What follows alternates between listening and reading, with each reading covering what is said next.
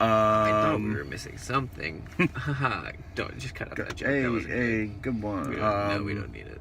We just got out of the Lighthouse. Brittany is still processing the movie, Yes. which is understandable because I am still processing this movie. I really don't know what to make of it plot-wise, so this is going to be a really raw review in that I'm really trying to collect myself here. What I will say is this is one of the most disturbing and one of the most thought-provoking movies that I've seen in a long fucking time. Which is funny because we were just saying that about Joker, but guy, like this Joker next to this Bambi, I don't know. Bambi. It looks something. like Bambi, bitches. I don't... See, this is the thing. This movie is incredibly slow from the beginning. There's a lot of really good atmosphere being built up, especially visually. Things are very claustrophobic.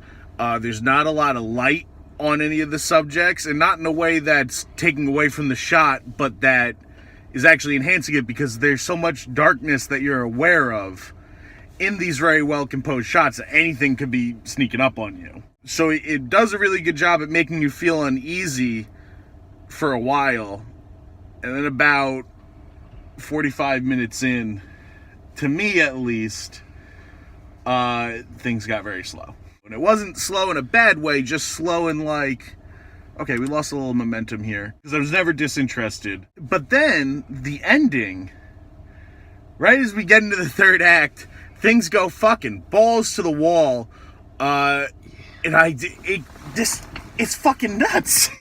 Yeah, no, I mean, you said it perfectly. It's fucking nuts. It really puts you in, like, I don't know how to say it, I guess. Well, all that I can take away is that he's unhinged. Yeah. And so is the fucking movie. And it's in such a way that any event that's going on in that third act are big enough to be the conclusion of the movie. Mm-hmm. And I would have left satisfied. That being said, I can pinpoint what certain things mean, but as far as piecing the whole thing together, this is definitely a movie that I'm going to have to think on for a long time to figure out what the fuck everything was. Yeah. I don't even... because, I don't know. Like, how much is... So how long have they been on this rock? That's the thing. I don't know how much time is supposed to have gone by. Were they actually stranded there for an excessive amount of time? I think they were. But the movie sets you up with so many different directions where the story could have already gone and you just missed it. And it does that multiple times. So at the end, it's very hard to piece together what is going on. And yet every scene is very effective playing as its own scene. It's just that it's very fucking strange. Yeah. So it comes down to how do you feel about movies like that? Because if you don't like something that is meant predominantly to shock you and to show you images that are challenging, which again, you don't have to fucking like that, you know what I mean? Right. I fully understand if that is not something that you go to the movies for. Right. You know? It happens to be something that I enjoy when done well. We're seeing a trend of independent movies coming back to cinema. And I'm all for that. I'm so happy for that. It is showing us a trend of movies like this that are not made for the narrative per se and more made to be just to be an earwig. It comes down to not only do you like that, but do you actually like it? Because there's also a lot of people that go to these movies, walk out honestly not liking it, but claiming that they do because they either feel like it's smart or they feel like it's not okay not to like the movie. And it is okay. You can like or dislike whatever the fuck you want. No, I just think that the notion that is a statement that has to be said. Oh yeah, absolutely. It's ridiculous, you know? Yeah. And I'll say it right now, like, there are movies like Annihilation that want to do things like this that I do not think are good.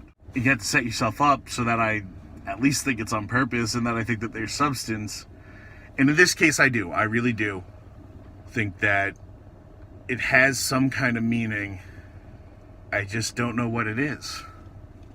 Me neither. It's definitely something that you have to give a lot of thought to before you can just walk out of theater and be like, oh yeah. It was about his dad. Maybe it was about his boyfriend. I don't know. Maybe it could have been about his boyfriend. Maybe it was his dad boyfriend.